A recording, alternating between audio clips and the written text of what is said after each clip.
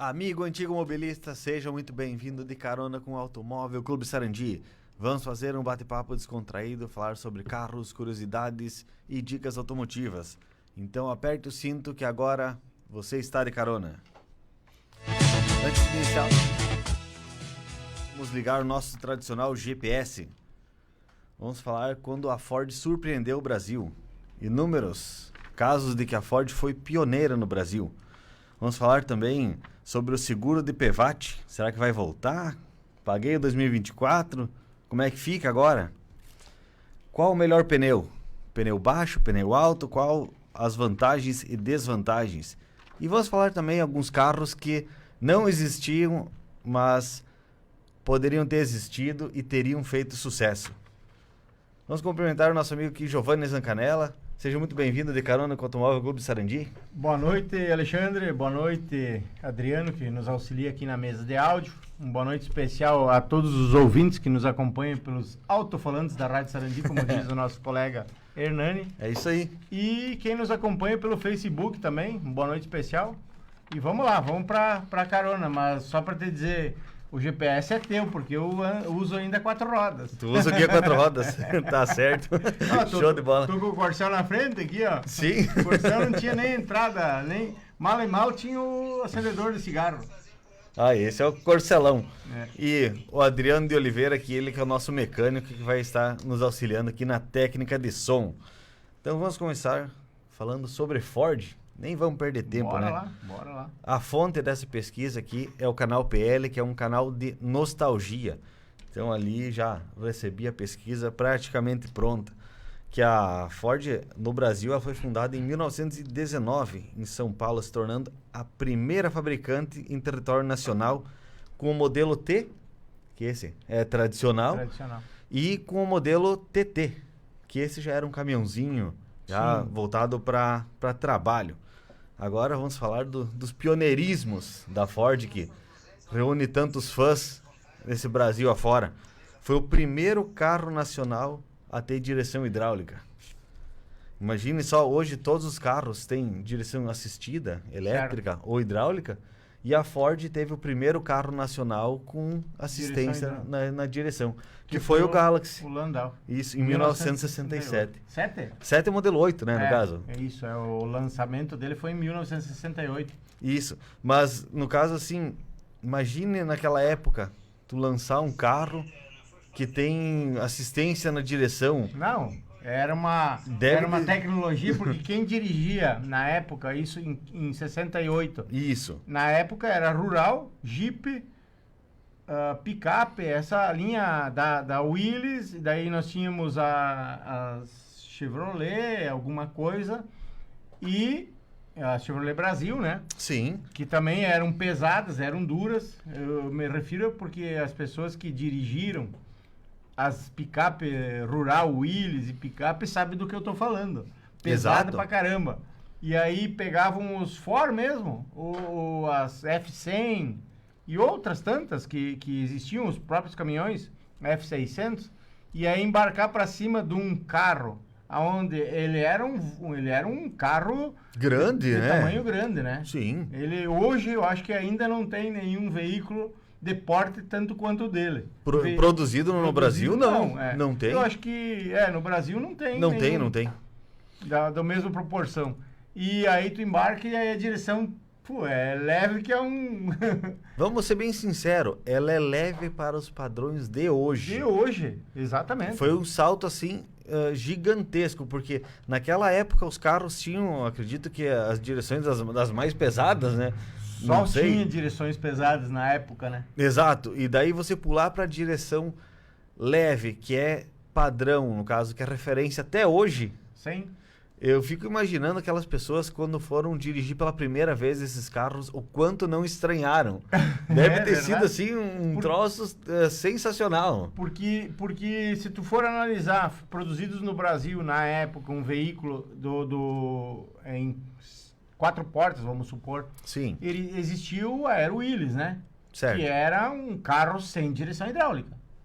E aí vem um carro daquele tamanho com direção hidráulica, né? A pessoa já entra no carro esperando uma direção pesada e não tem. O cara vai lá fez halterofilismo para poder dirigir. Agora vamos continuar falando de Galaxy. E imagine só, tu é acostumado a fazer marcha, tendo que praticamente procurar as marchas do câmbio e direção pesada. E tu entra num Galaxy que não precisa nem fazer as marchas e ter direção leve. Câmbio automático. O câmbio automático, o Ford Galaxy foi o primeiro carro nacional com câmbio automático. Também. Mas isso não em 67, em 69. 69 daí. 69 daí. Mas imagina só em 69, a pessoa que nunca tinha... Sim, já surpreendeu com a direção hidráulica, Sim. Né? E aí ele surpreende mais uma vez com o câmbio automático. Aí então era um luxo só, né? É incrível. Eu não sei se aconteceu a mesma coisa, porque eu não tenho relatos de pessoas que dirigiam esses carros pela primeira vez. Mas, quando lançaram o freio ABS no Brasil, as pessoas voltavam na concessionária para reclamar que o pedal trepidava na estrada de chão. Sim. Eu não sei se aconteceu alguma coisa assim, mas, ou olha, o pessoal se acostumou logo. Eu não sei te dizer, porque essas informações também nunca tentei pedir para ninguém, Sim. né? Na época Me surgiu agora essa curiosidade, né? Realmente, porque daí ela ficava muito leve, né? Sim. De repente o pessoal no dirigir, sabe que ali qualquer bobeadinha ali, Sim, ele é leve demais, né? Exato, ele era muito leve para as pessoas que estavam acostumadas a dirigir carros pesados, carros duros de direção. Exatamente. Né? E aí embarca para cima de um veículo. Tu vai desviar de um cachorro. Isso quando não tinha folga no volante, na direção hidráulica, no setor, né? Que o pessoal às vezes não está acostumado a abastecer, às vezes quando precisa completar o nível do fluido da direção também, né? Tem esse detalhe. No caso do Galaxy... Isso com ele já com alguns quilômetros, né? Sim. Aí com bastante, né, quilometragem poderia começar a apresentar desgastes. Mas enquanto era novo, normalmente se fazia uma revisão. Não era geralmente quem comprava um Galaxy naquela época não. Sim, era um pessoal com superior, né? Um pessoal com um poder aquisitivo um pouquinho avançado, né? O pessoal aqui acompanhando no Facebook, quero mandar um abraço pro meu amigo Elisandro. Boa noite aos antigos mobilistas. Boa noite, então, Elisandro. Obrigado pela audiência. A Rose Moura também, sempre acompanhando o programa. A Rose é assídua no programa. Obrigado pela audiência, dona Rose. O Vitor Hugo lidando lá na garagem de novo nessa Brasília. Ah, não. Agora tá lidando no Ômega. Opa! Tá. Mas terminou a Brasília pelo menos ou deixou ela só de lado para continuar fazendo alguma coisa no Ômega? Eu acho que ele tá alternando. Tá alternando. Porque ele colocou agora que ele tá trocando o óleo da direção hidráulica do Ômega. Tá trocando em casa e tá ensinando o pessoal como é que faz para trocar em casa. Importantíssimo isso, porque ele também vence, né, Vitor Hugo? Eu não tinha pensado por esse lado. Claro. Porque não é porque ele não tem validade, não é porque ele não tem vazamento, por exemplo, que tu não tenha que trocar, né? Correto. Tem que trocar. Tem que trocar, né? Ele tem uma especificação técnica que diz que a cada tanto tempo você... Pois nesse ponto tem mecânicos que falam que não precisa trocar. Mas, se no frasco tu compra o óleo novo e tem prazo de validade, imagine eles em situações que esquenta, esfria. Extremas, né? É colocado à prova, está sempre trabalhando. Ele é obrigado a estressar e a gastar os componentes, né? De aditivos, enfim. O próprio também, o fluido de freio, né? Fluido de freio é outra coisa que a gente deve trocar, né? Pois e o Vitor Hugo aí, obrigado pela dica aí também, que fez com que a gente comunicasse também aos nossos ouvintes, né? Para que eles também possam fazer essas revisões aí, Vitor Hugo. Ele falou que como nós tocamos no assunto de direção hidráulica e de óleo e de câmbio automático, daí ele comentou também para aproveitar e falar que o óleo do câmbio automático também precisa de manutenção. Muito correto. Verdade, e é com quilometragem, né, Vitor Hugo? Se não me engano, nos 80 mil quilômetros, algumas fabricantes dizem... Outros mais, outros menos, né? Mas em torno disso, né? Um funcionário de uma concessionária falou assim: não, Concato, tu não precisa trocar o óleo da caixa. O óleo é vitalício. Enquanto durar a caixa, é a validade do câmbio. Tá, e se ele quebrou com 20 mil quilômetros? Daí tá certo também, porque é até que dura a caixa quebrou logo. Quebrou, dá pra trocar pronto, o óleo. daí pode trocar, daí troca a caixa inteira. Vamos mandar uma boa noite aqui pro nosso amigo Fábio Rodas aqui. Boa noite, gurizada. Achei que tinham fechado o trio, mas vocês são feras e dão conta do recado. Mas se você quiser vir, ainda dá tempo aí, Fábio. Só vir, pode vir com as mãos sujas, depois volta pra casa e se tome um banho. Na verdade, estamos falando de Ford e o Fábio é um grande conhecedor de veículos da Ford, né? Ele vai saber contribuir bastante nos comentários. Verdade. E a dona Rose Moura aqui, ó. Boa noite, já cheguei no Carona com o Automóvel Clube. Estou na escuta na Rádio Sarandi. Obrigado pela audiência aí. Mas a Rose... O resto eu não vou ler aí, dona Rose, porque eu sou colorado, né? Ela não, então, deixa eu concluir, então. É isso aí. É o seu nosso Grêmio, Grêmio, então. Isso aí. É que pra ti não ficaria certa a frase que ela escreveu ali, né? Não pode.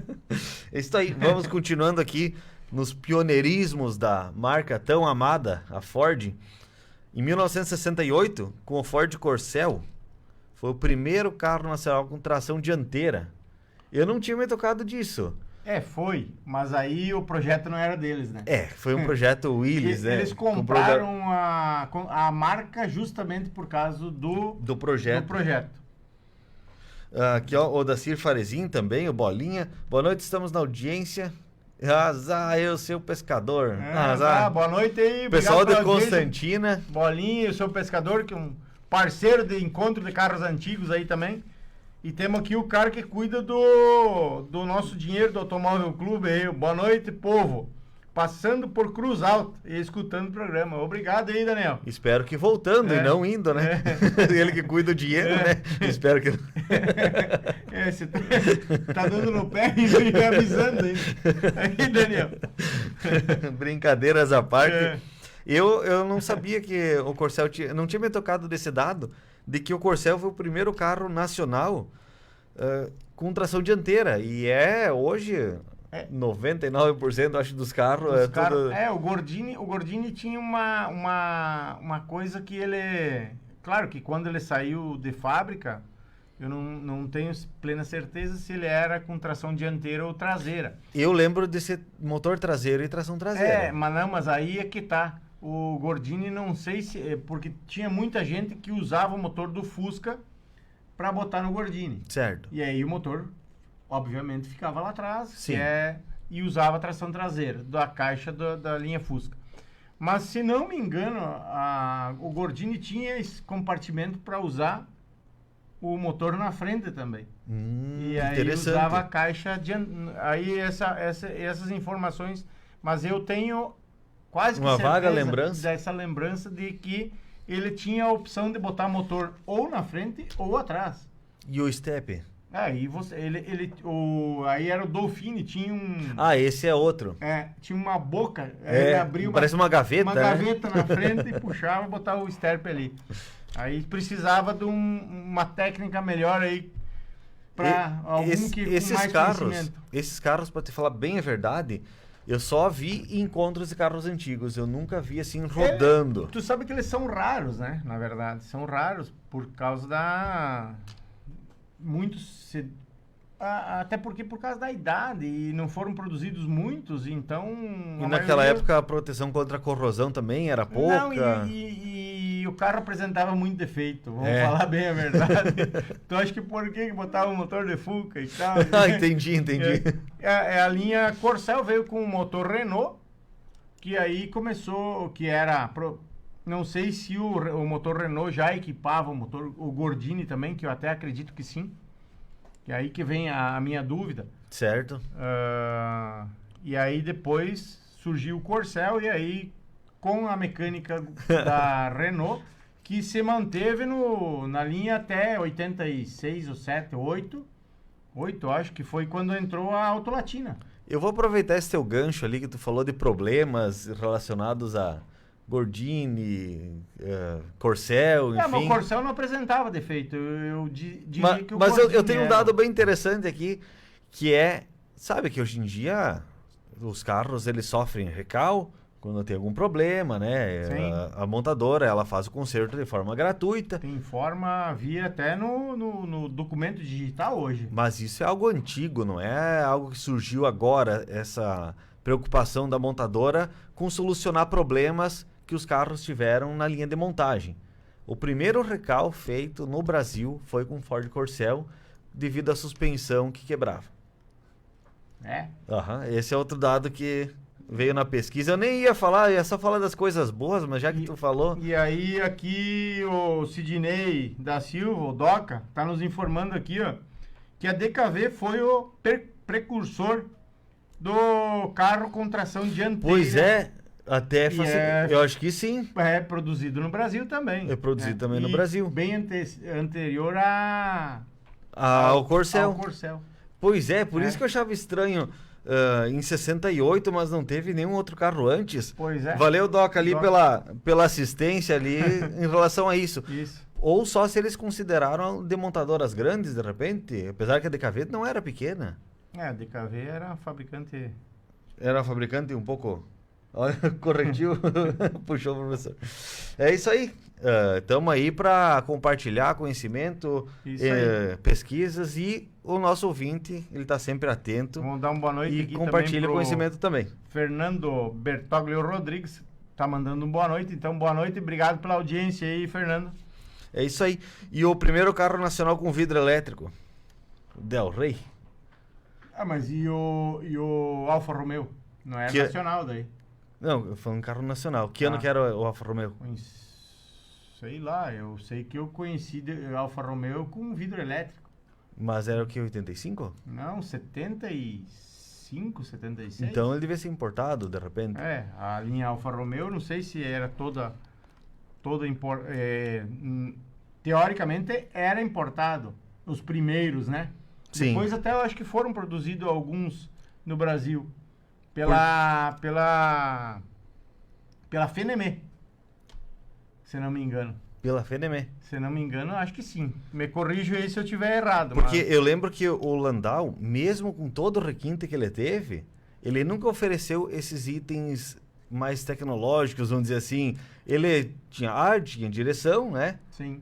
E parava por ali. Não, ele tinha um luxo que eu achava pra época. Acabamentos. O acabamento era sensacional, né? Até hoje o carro é confortável a ponto de quase não ter. Existem muitos veículos hoje modernos que não têm o conforto que tem um Galaxy Landau. Mas olha, praticamente todos.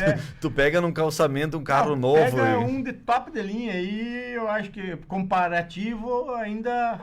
Eu ainda vou de Landau. O Landau tinha um luxo que eu achava interessante, que era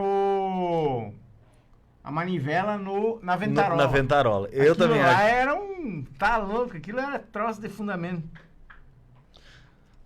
O DKV primeiro carro com tração dianteira. Gordini tração traseira. Obrigado, Doca, pela informação. Pela assistência. Porque eu, na verdade, não sabia dessa informação. E o Jefinho Barbosa também está aí na audiência. Boa noite especial. Também quero mandar uma boa noite aqui para o nosso amigo Rodrigo Orso, que está lá na oficina dele. Depois do horário ele está fazendo mecânica. Ele está revitalizando o Fusquinha dele. Está com um Fuscão lá, 84, se não me engano, 1600, 2 carburador. Eu ajudei ele a montar algumas coisas ontem, caixa e motor. Ele tirou para fazer revisões e aí eu estava lá ontem após o horário e dei uma mão para ele lá. Então, boa noite aí também pro Rodrigo Orso. Isso aí. E claro que a Ford teve inúmeras inovações, mas vou citar só mais uma, que lá por 2004, que já tinha rumores de que a Ford ia deixar de produzir carros no Brasil, eis que lançaram a EcoSport, que foi o carro que inaugurou o segmento dos SUVs compactos, vamos dizer assim, que foi o que garantiu que fabricasse carros por mais 20 anos. Garantiu lucratividade, vamos dizer assim. Sabe que a Ford em 1980, agora foi bom até tu falar a respeito da SUV, e eu lembrei, retornando para trás um pouquinho, até já comentei em algum programa, em 1984, a Ford era dona da marca Jeep, onde verdade. fabricam os Renegade, hoje os Compass. Era dona da marca. E aí, eles, para não perder essa marca, eu não sei quantos anos duram essa poder de ser dono da marca ou não, mas eles lançaram a Belina e a Pampa 4x4 com a marca... Que você tem que continuar mantendo algo em produção, né? Isso, É exatamente. verdade, tem razão. Ford Belina e Ford Pampa Jeep. Isso, na verdade, 4x4. acho que nem sei se Não, tinha logo. Tinha logo Ford? Não, tinha logo Ford. Tinha logo Ford. Sim, mas eles usavam Belina Jeep e Sim, Pampa Jeep justamente por causa para continuar mantendo a marca nativa, vamos dizer assim. Isso, para poder segurar o nome Jeep, né? O dono do logo da... Sim, eu lembro desse Daí episódio depois, ali. logo após isso, que eles foram embora do Brasil, eles perderam a marca e aí virou a fábrica da Jeep aí, que hoje tem uns carros até muito Interessante, interessantes, não conhecia essa informação. Mas eu acho que de Ford, eu acho que era mais ou menos isso, né? Mas é legal nós relembrar essas coisas aí, até porque... E aí os ouvintes também acabam nos ajudando aqui. Essa parte é mais legal. O Adilson Bueno, boa noite aos amigos, estou ligado, obrigado pela audiência aí, Adilson. E o Sidney, o Doca, tá mais uma informação aqui, obrigado pela ajuda aí, Doca. O Alfa montado em Minas em 1975.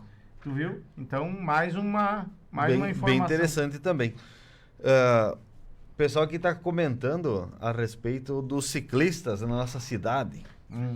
Que saem para andar no final da tarde e de repente não percebem que o sol já está se pondo e a visão dos motoristas fica meio prejudicadas devido a isso e não se tocam na parte de entrar na contramão em certas ruas mão única e acabam se colocando em risco. Daí dá um acidente ali, é bem complicado. Bom cuidar, né? O pessoal que está acompanhando ali o programa de rádio, se você anda de bicicleta, saiba que nesses horários ali, não entre na contramão nas ruas mão única ali, porque a visibilidade já está comprometida. Nós não estamos criticando, nós estamos tentando ajudar para que não corra acidentes, né? Exatamente. E agora vamos falar de alguns carros que não existiram, mas poderiam ter feito sucesso. Até a Quatro Rodas, lá dos anos 70, mostrou um protótipo de uma Variant picape, lá nos anos 70, certo, que poderia ter sido a primeira picape derivada de um carro de passeio. Que isso ficou pro Fiat 147 no final dos anos 70, né? Sim.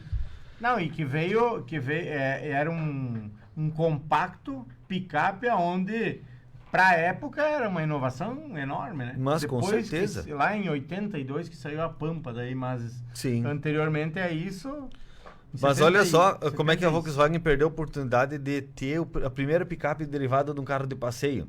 Porque, imagine só, motor plano da Variant, teria uma caçamba e ainda um porta-mala na frente. Olha a oportunidade que deixaram de fazer. Não é que eles deixaram de produzir, nós tínhamos aqui o Leonir Krieger que fazia a pedido. A Volkswagen não fez, mas o Krieger fez. Sim, fez Pampa, ele cortou uma TL, fez uma TL também, que beleza. Ele era o precursor disso aí, era ele, não era? Teve mais visão que a montadora.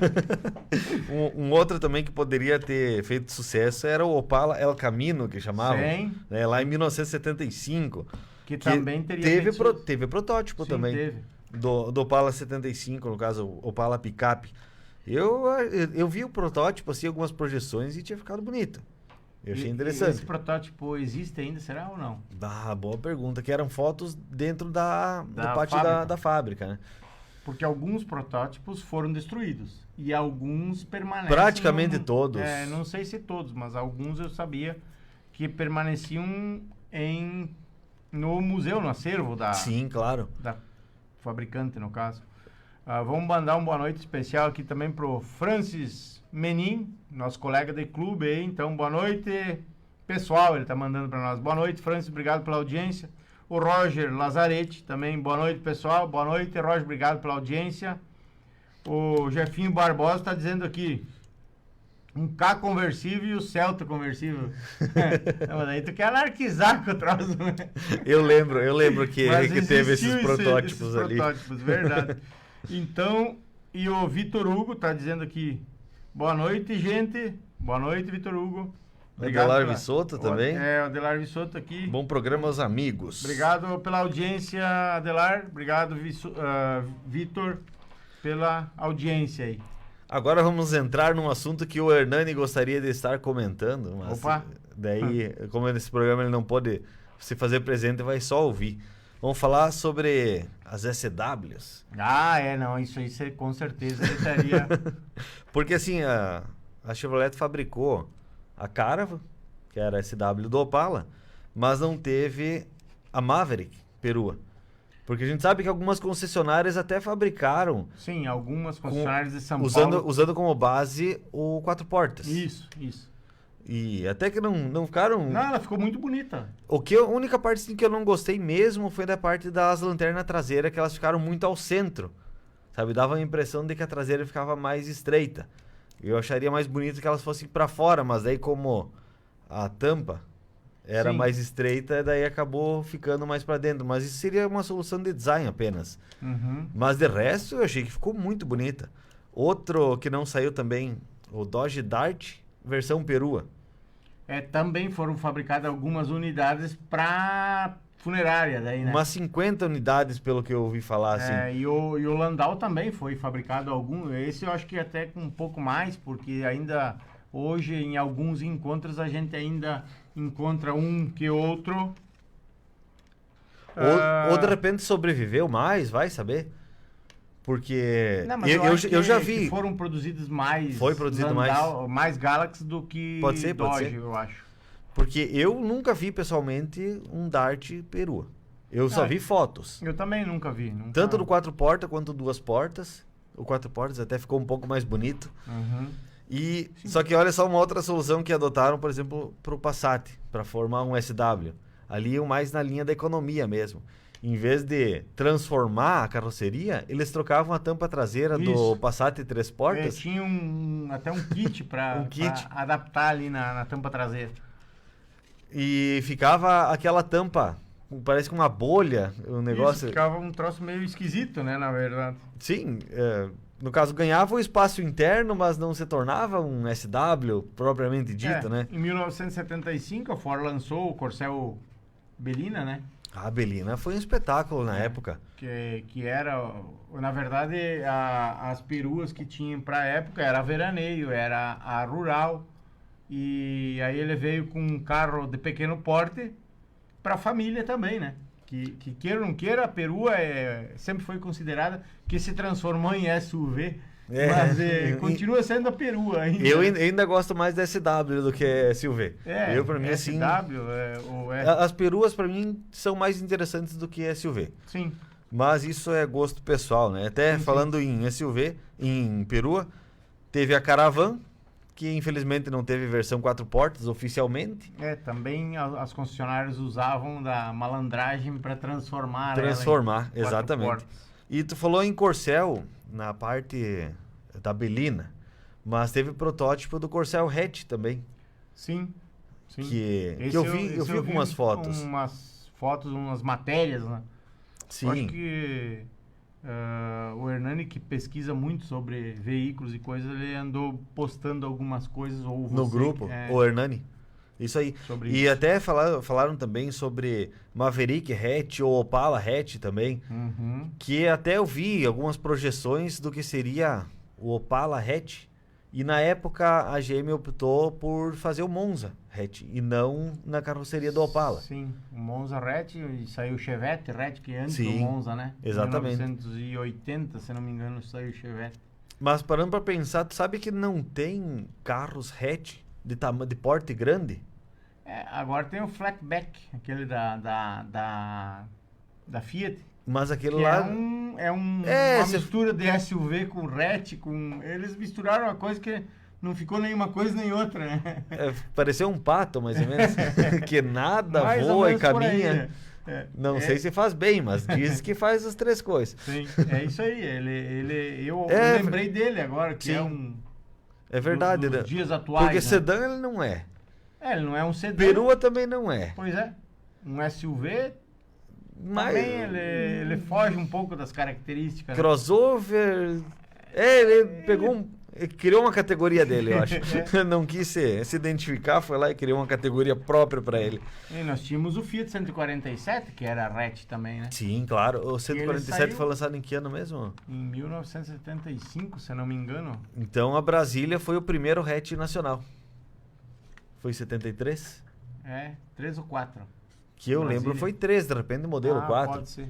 Mas, que na verdade, lembra que em 73 foi lançado o Chevette hatch, foi lançado o Polara, o Dodge 1800. Também ele é um hatch. Isso, e foi lançado a Brasília. Todos Certo. na corrida em 73 para lançar o seu compacto. Certo. Por Então, isso que deu tanto problema no Dodge, porque eles pularam algumas etapas de testes e daí não conseguiram, vamos dizer, gabaritar o projeto e finalizar ele com mais certeza de que não daria problema. Tanto é que depois disso eles tiveram que se concentrar bastante em resolver os problemas, né? Até mudaram o nome de Dodge 1800 para Dodge Polara. Sim. E não conseguiram fazer a versão perua, porque tinha o projeto. Existiu o projeto também. Era 4 portas, era show de bola. Na minha opinião, ia vender mais até que a própria Belina. Que legal. Porque ela era bem espaçosa na versão 4 portas, só que não veio pro Brasil. Mas tu sabe que o Dodginho Polara é um carrinho que... O Polara, não vamos falar dos mais antigos, que o mais antigo ele realmente dava muito problema. Mas eu acho que depois que ele começou... Porque ele foi fabricado até 80 e pouquinho. Não foram muitas unidades, Não. acho que poucas unidades. Mas ele era um carrinho que caiu na graça da mulherada, na verdade. Ele devia ser um carro fácil de dirigir. Eu lembro que de ter visto na época tinha até uma vizinha minha que tinha um Polara. O marido dela tinha um Dodge Charge, eu acho que era, e ele tinha um Dodginho Polara. Olha aqui, ó, o Doca tá passando aqui as informações de que a Jeep passou pela Chrysler, que foi comprada pela Fiat. A marca Jeep atualmente é da Fiat. Sim, é do isso grupo, aí. né? Do É grupo. um grupo Isso aí. Toro, Renegade, Compass, é tudo a mesma coisa. Sim. E até Realmente aquela Commander, a Compass, tem uma outra lá, Rampage. É tudo mais ou menos o mesmo projeto, basicamente. Mas agora vamos falar sobre um assunto que impacta 99,9% do pessoal que tem carros. Seguro de PVAT. Pá. Tu já pagou o documento de algum carro teu? Ainda não. Eu paguei. E não veio cobrança do seguro de PVAT. Não veio. Não veio, Mas e se for cobrado, vai ter que pagar. Mas olha só, é exatamente esse o ponto. Porque assim, teve todos aqueles problemas com as seguradoras que nós já comentamos no programa e que não vem ao caso. E no governo anterior deixou-se de cobrar o seguro de PVAT porque o saldo era muito grande. Sim. E teria dinheiro para pagar caixa. Indenizações durante anos. Certo. Só que em novembro do ano passado, a Caixa, que atualmente é quem estava administrando esse dinheiro, disse que o dinheiro acabou.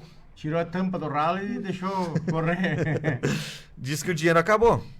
E tem pessoas que estão falando que não conseguiram receber essas indenizações.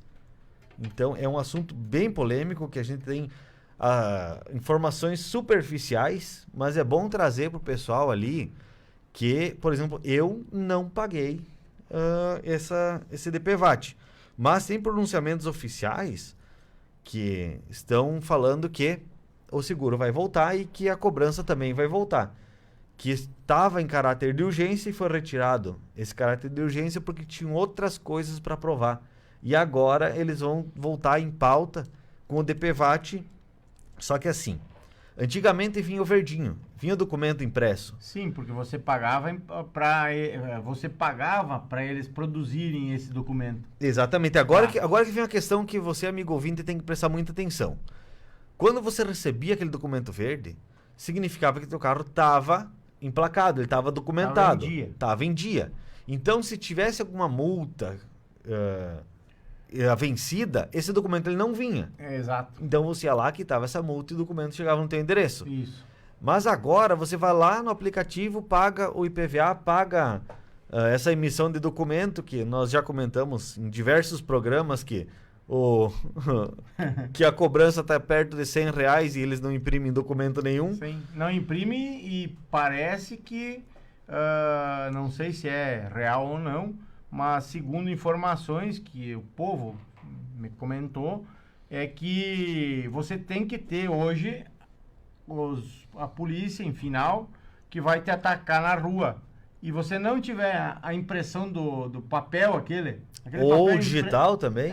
Não, o digital você tem no celular. Isso. E aí você tem que ter o papel apresentando pro policial que te abordou, que enfim. tiver abordagem, você vai ter que apresentar o documento. Então, esse papel aí, na verdade, você tem que pagar para imprimir, ou, claro, muitas vezes você tem como imprimir em casa.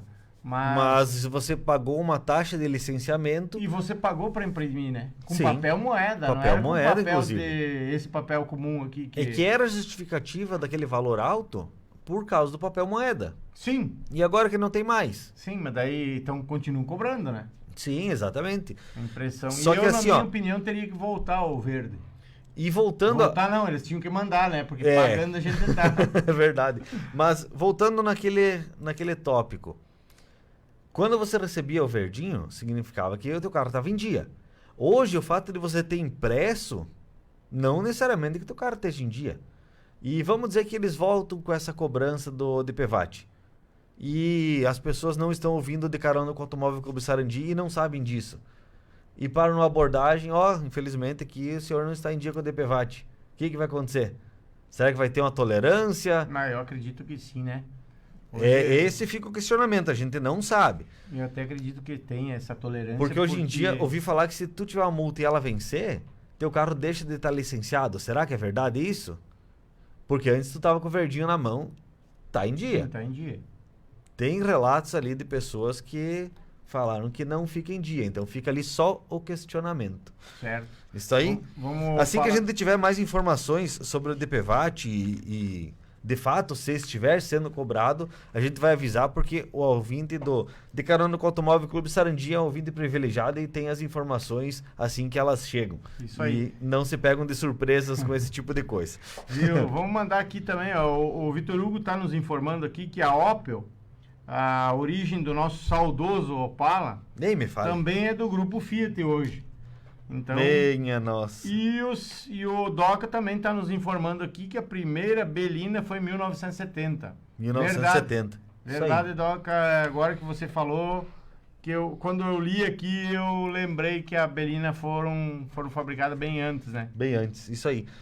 Só que, isso aqui que o Vitor Hugo trouxe aqui, não sei se é de rir, se é de chorar, porque você vinha na sequência, assim, tinha Astra, Vectra, Ômega, Cadete, carros emblemáticos, mas né? Você está se referindo a Opel, Opel. não A a Opel. Chevrolet, né? A Opel. É. Estou me referindo a Opel. Sim. E agora, por exemplo, o Corsa e o Astra, eles continuam em fabricação pela Opel. Sim. Mas agora com a plataforma da Peugeot.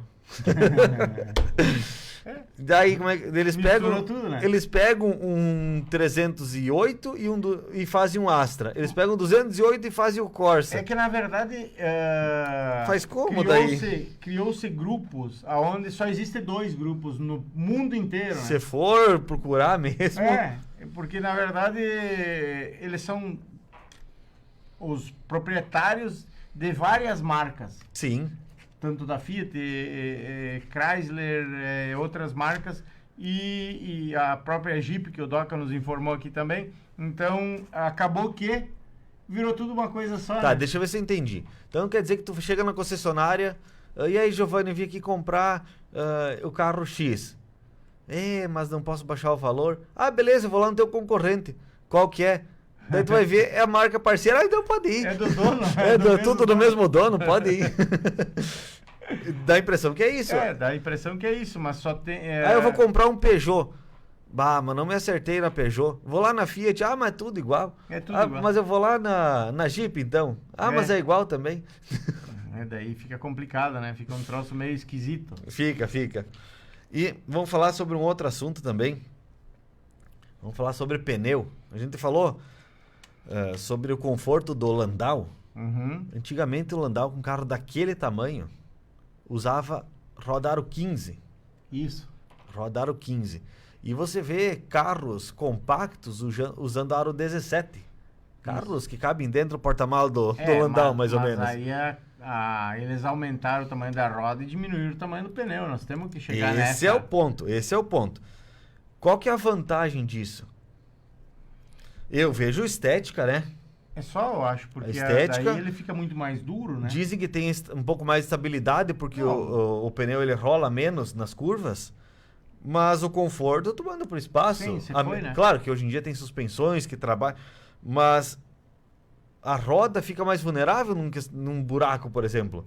Passa num buraco de Landau e agora passa num buraco de Corolla. Não, na verdade, se tu passar, não é passa no buraco de Landau. O buraco que passou pelo Landau, né? Porque o buraco fica pequenininho, nem se nota. Nem se nota? Mas tu passa de Corolla, que hoje usa aro 17, com um pneu baixíssimo. A chance de... Não, danificar uma roda é imensa, né? Ou cortar um pneu? É que quase não você tem mais buraco, né? É muito poucos. Tem lugar que eu vi, assim, até um ouvinte tinha relatado, até não lembro nem que rodovia, que tinha um buraco dentro do buraco. O buraco estava tão grande que dentro do buraco tinha um buraco. Tinha um filhote já. Tinha os filhotes já dando cria. Até teve um pessoal aí que teve uma ideia de numa certa rodovia, ao redor dos buracos no asfalto, eles pintaram de branco para sinalizar. Eu inclusive passei por esse local aí onde você está citando e realmente foi uma baita ideia. Eu acho que... Mas gastaram bastante tinta. Não, mas é que na verdade o que acontece? Se você pegar um carro desses novo que você está citando aí e entortar uma roda, o custo é muito maior do que se você comprar um galão de 18 litros de tinta branca e for pintar todos os buracos. E outra coisa, a roda do Landau, ela é de ferro. Sim. Entortou, tu dá umas pancadas, volta. Sim. Pega uma roda de... esquentada. Pega uma roda de liga leve e trinca. Tem que cortar, tem que soldar e isso se ficar boa. E ela foi, depois de soldada, já não é mais não é mais... E tu sabe que seguradora hoje em dia, num acidente que encostou na roda, eles trocam a roda. Sim, troca a roda. Porque já deu problema em acidente fatal, vítima fatal, porque roda reformada abriu o bico. Então a seguradora não... Substitui para não ter o risco. Vou mandar uma boa noite especial aqui para o meu amigo, tá lá em Novo Hamburgo nos escutando aqui, o Leandro Foyampor. Para quem não conhece, é o Prego, né? Obrigado pela audiência aí, Prego. Poxa, Peugeot não, mas tu nem Peugeot tem, mas tu lida com K. Ele é Uber em Novo Hamburgo. Então, boa noite e um abraço aí, Prego. Obrigado pela audiência. Mas tu sabe que as montadoras às vezes parecem que entram na zoeira. Porque a Fiat, ela fabrica Fiorino, certo? Sim. E na mesma esteira que fabrica a Fiorino, fabrica a Partner. Que é a Fiorino com o símbolo da Peugeot. Isso. Se tu for na concessionária Fiat e comprar uma Fiorino, tu compra ela, ok, como qualquer outro carro. Se tu for na concessionária Peugeot e comprar esse mesmo carro, só com o símbolo da Peugeot, tu tem guincho grátis. Não, e é mais barata, né? E é mais barata. E é mais barata. Então, eles já estão te oferecendo guincho grátis. Mas por que isso? Será que a Fiat não incomoda? Será que é o símbolo? É produzido na mesma esteira, com as mesmas peças? Eu compraria essa Partner, mas ia arrancar o símbolo e botar da Fiat, da Fiat? Que é igual. Já ganha 3 mil de valorização, só de trocar o símbolo. Perde o guincho, né? Perde o guincho. Trocou o símbolo, eu acho que perde o guincho. Olha aqui, ó. Que beleza. Ó, vou mandar um abraço aqui pro meu sogro, pro Aderi João Escramin. Ótimo programa, grande abraço. Obrigado pela audiência, obrigado por acompanhar De Carona com o Automóvel Clube Sarandi. Viu? Até quero mandar um abraço também pro Machado, que tá acompanhando o programa. E até quero falar que deixei o Santana lá pra dar uma gabaritada. Ah, sim. Sabe que futuramente eu pretendo colocar placa preta naquele carro. Mas pede pra ele pintar agora, homem. Já Não, tá, mas- tá na oficina? Não, Ele mas só olha só. chamuscar? Eu tô com o carro. Esse é o ponto. Bom, tu tá olhando aqui minhas colas, que tu já sabe os assuntos futuramente. Mas isso eu não anotei aqui. Tu já se adiantou. É que também, 3 anos de programa, tu o cara já conhece, já né? joga na... A ideia. E isso deve acontecer com diversos antigos mobilistas. Eu cheguei lá e falei, Machado, vamos pintar o capô porque o capô tá queimado. Certo. Beleza. Daí tiramos o capô pra fazer. E ele, mas Concato, essa grade aqui tá com um trincadinho. Eu teria que fazer a grade também. É a mesma tinta, né? Sim. Não, vamos fazer a grade também. Aí embaixo do farol teria que trocar, que isso aqui é paralelo. Vamos colocar uma pecinha original. Daí já começou a arrancar para-choque. Ué, como assim para-choque? Não, tá louco? Se tu vai fazer vistoria de placa preta, esse raspão aqui não passa. Não, e ele é antigo mobilista também e é Sim. detalhista, né? Então ele procura os detalhes pra deixar o carro... Tirou o para-choque do Santana. Daí falou assim, mas lá atrás eles pintaram o para-choque traseiro com a cor errada. Não é o branco na car certo, aquilo lá tá meio avermelhado. Arrancou o para-choque traseiro. Vai fazer também. Daí falou que tinha um descascado em cima da tampa do porta-mala. Ah, não. No fim vai pintar todo o Santana, Machado? Acho Acho que que dá um banho de Acho que porta fechada. vai ficar só o teto de fora. É que ele falou assim, se tu quer um carro placa preta, não pode ter essas diferenças de cor, né? Então, Sim, ou sim. para-choque com risco, ou capô queimado, esse tipo de coisa. Certo, certo. Então, antes de mais nada, vamos gabaritar isso aí e depois... Sim, não, tem que fazer. Tem que deixar... Até eu tava dando uma vistoriada no Cadete, que eu pensei, se de repente fosse colocar a placa preta no Cadete, e a vistoria, pra quem... Uma pré-vistoria. Pro amigo leigo, a vistoria ela tem etapas. Exato. Eu fiz a primeira etapa e parei. Chega, não dá. Não, Eu mas comecei... é bom porque daí tu vai vendo os detalhes que você tem que fazer e você vai fazendo, vai corrigindo esse... Mas são coisas assim que... Porque tem muita coisa que você, por consequência do desgaste, por consequência de outros motivos... às vezes acaba- desalinhamentos, Isso, que a gente falou, marcas do tempo. isso. Eu fui ver um retrovisor mal encaixado. Umas peças plásticas com a parte preta meio desbotada. Certo? Para-choque meio desalinhado. Daí, assim, eu não sei se é avaliado esse tipo de coisa, mas... Mas tu sabe que é, porque tu é avaliador Não. também. A próxima coisa. Ah, sim. Estão os 4 pneus da mesma medida, mas os dianteiros estão de uma marca e os traseiros estão de outra. No meu ver... A marca não importa, na verdade tem que Mas ser pra- a mesma... mas pra mim eu já a acho que não é interessante. A mesma numeração tem que conferir com as numerações original da fabricação. mas que ficaria mais bonito os 4 igual. Não, Ficaria, né? lógico, com Sim. certeza, mas aí Daí tem questão uma... de marca você não iria perder ponto. Certo. E daí tem as rodas, por exemplo, uma um pouco fosca, outra com uma raspadinha, daí eu já teria que pintar as rodas, Aí sim. né? Já começa... Bom, eu fiz uma lista, nem entrei no carro, já fiz uma baita de uma Mas lista é bom de que coisa tu fez pra essa lista, pra porque aí modificar. você vai corrigir. Sim. Ao longo do tempo você vai corrigir. E não é nem E questão mais de... cedo, mais tarde, nós vamos botar uma placa preta nesse cadete também. E não é questão de aprovar ou não aprovar. É questão de que pega mal para um carro de placa preta, por exemplo, ter aqueles itens... Exato. Né? Um Aí carro placa preta, ele... Aí tem um amigo ouvinte que tá aqui nos acompanhando e tá perguntando, tá, mas o meu vizinho aqui tem um carro aí que... Todo modificado. com roda diferente e tá com placa preta. Mas aí essa placa provavelmente é falcatrua. Sim. É coisa que... Ou o cara comprou a placa preta, né? Porque tem Ou muitos- modificou depois. ou De modificou duas, depois. uma. Tem Porque muitos assim, ó... falcatrua aí fazendo essas placas pretas aí que não tá correto, na verdade. Giovanni, ali entra num caso. Ali você tá mentindo pra você mesmo. Sim, o próprio proprietário do veículo tá mentindo pra ele mesmo. Exato. Porque, assim, tu tá ostentando uma placa que, no fundo, tu sabe. É que nem você ganhar trapaceando um jogo. Sim. Tu sabe que tu... Ganhar uma maratona mas na metade do trajeto tu pegar um táxi. Uber, né? No meu ver, é assim, né? Um Uber também. Uber aí, como o nosso o amigo prego aí, é o Uber lá no Vamos. No meu ver, é assim. É melhor você pecar pelo excesso... Exato. O que é a placa preta? A placa preta é originalidade. Ah, mas o meu carro só tem... Mas eu gosto mais da roda Mas daí eu tu tem que ver o que tu quer pra ti. Exatamente. Né? Tu quer a placa ou tu quer modificação dele? Ah, mas o volante do carro tal fica mais bonito no meu. Eu gosto de DVD. Aí... Olha que legal que é a suspensão a ar. Tá, tem mas muita, então... ou até existem várias outras coisas que modificam e acaba... Se for algum acessório de época que consiga comprovar... Sim, ali já sem problema. É diferente, claro, diferente. né?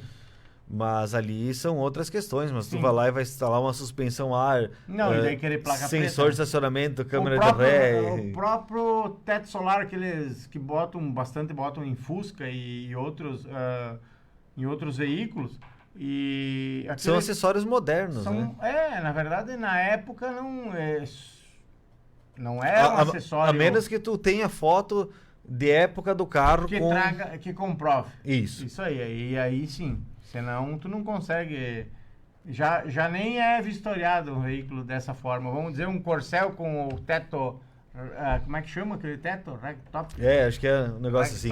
Isso aí. É um teto de lona, na verdade. Em outras palavras... é isso aí. E até... Olha que eu mandar um abraço pro Godoy aqui. Boa noite, meus amigos. Um abraço. Tá acompanhando ali. Obrigado pela audiência, Godoy. Acompanhando de carona com o Automóvel Clube Sarandi. Agora o pessoal comentou que a gente deu a dica para os ciclistas, para eles evitarem esse horário do pôr do sol, enfim, de não ficarem entrando na contramão, que a chance de um acidente é muito grande. Comentaram também provavelmente foi um ciclista, né, que comentou para o pessoal também respeitar as preferenciais na nossa cidade, que tem um pessoal ali que acaba passando reto ali onde tem os pares. Ah, sim. Tem os dois erros, né? Tanto do motorista, que existe muito mais motoristas do que ciclistas nas vias. Mas cada um tem que se respeitar um ou outro, né? Ainda então, é melhor ali nesse caso da preferencial pecar pelo excesso, né? Se tu não conseguiu... Preferencial é a mesma coisa que eu entrar de carro na contramão. É a mesma coisa. Que o pessoal vê que aquele carro tá vindo. Tu não conseguiu ver se vai dar tempo ou não de você passar, na dúvida, não passa. Não passa, exato. Porque se você for passar e a pessoa não conseguir frear e der um acidente, tu tá errado. Sim. Tu cortou a frente do cara, exato. A preferencial não é tua. Exatamente. São dicas de trânsito que normalmente não precisaria estar falando, né? Mas, infelizmente, acaba que o pessoal às vezes esquece que o pare... Sim, ele não tá ali pra bonita. E outra coisa, já que estamos no puxão de orelha, o pessoal das vagas de garagem e das filas duplas em Sarandi, né?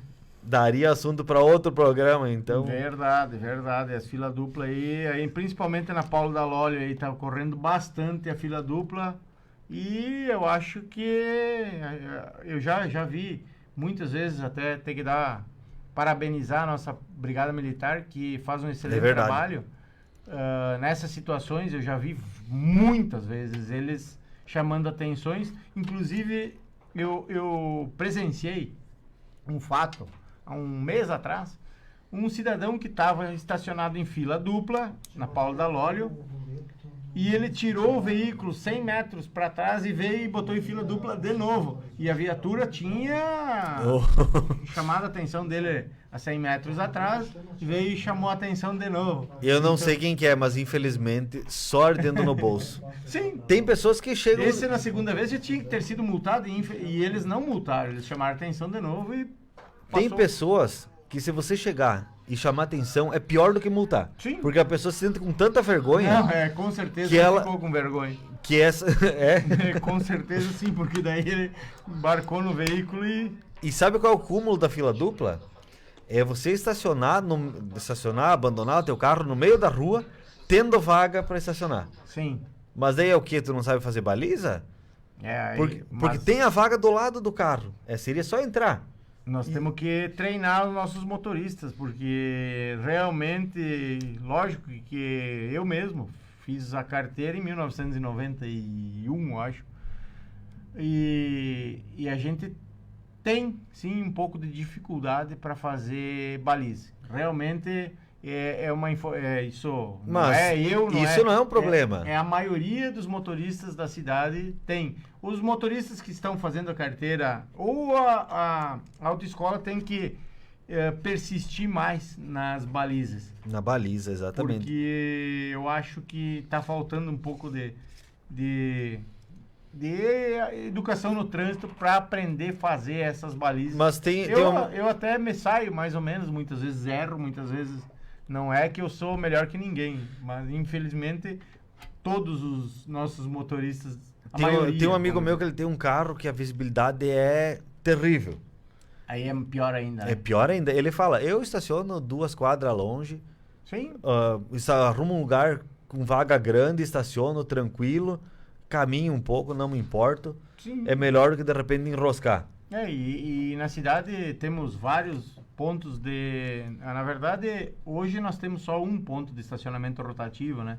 Sim. Mas acredita-se que depois que implantarem a lei aí da cobrança no rodízio, possa vir a melhorar ou até aumentar esse número de estacionamentos rotativos. Me desculpa aí, polenta, mas é o que pode acontecer. É o que pode acontecer. E por último, mas não menos importante, para quem estiver fazendo a baliza, tu sabe que existe essa previsão e tu tem um pouco de paciência, né? Sim. Não fique ali pressionando para a pessoa fazer a baliza rápido ali, que exato.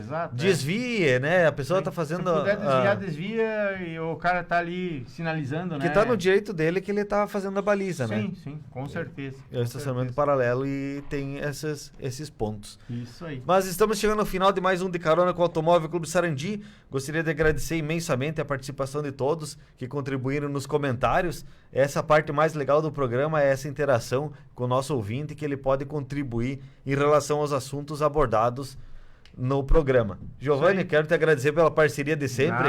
Veio aqui compartilhar o teu conhecimento. A gente compartilhou com todos os nossos ouvintes aí, né? Um pouco de cada pessoa mandou um conhecimento, informação e ajudou a fazer o programa. Até uma última mensagem aqui, da onde que a gente viu esse negócio ali do DPVAT. Só vou passar então a fonte que eu tinha passado do canal PL sobre nostalgia, e sobre o seguro DPVAT eu vi no Manual do Trânsito, que ali você pode conferir o vídeo na íntegra, vai ter as informações inclusive com os depoimentos de quem está trabalhando na lei. Então, um abraço a todos e quinta-feira que vem estamos de volta. Um abraço, até mais.